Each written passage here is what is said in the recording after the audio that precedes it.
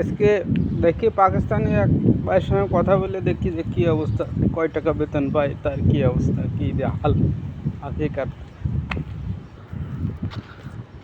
सलाम वालेकुम। कैसा है बंधु भाई, कैसा है? ठीक है। अल्लाह पाक का शुक्र है। तुम्हारा बना कितना रहा कितना बजे ड्यूटी है, कितना बजे ड्यूटी खलास होगा?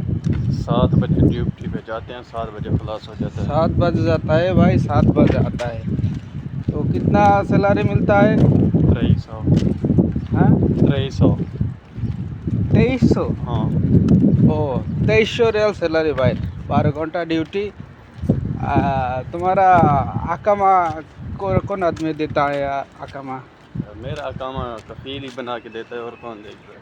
ओ, अकामा कफिल बनाता है, मैंने नहीं हाँ नहीं तुम्हारा है? हाँ, वो अकामा मेरा है। ও আকামা নিজের 2300 রিয়াল বেতন, থাকার বন্দোবস্ত, থাকার জায়গাকার আদা গোরফা हुआ कफील, गुरफा कफील।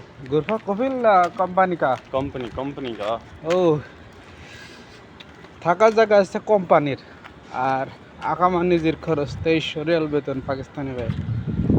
আর বাঙালি যারা আছে সাপ্লাই, বেতন 900 টাকা, 1000 টাকা।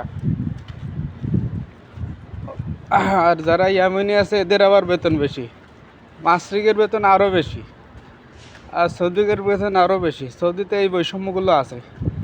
প্রায় একই কাজ, কিন্তু দেশ ভিন্ন হওয়ার কারণে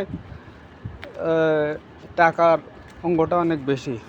একই কাজ সৌদি পাচ্ছে 4000 রিয়াল, 3000 রিয়াল, আবার মাসরি পাচ্ছে 2500, পাকিস্তানি 2000, 2300, বাঙালি 1000, 1200।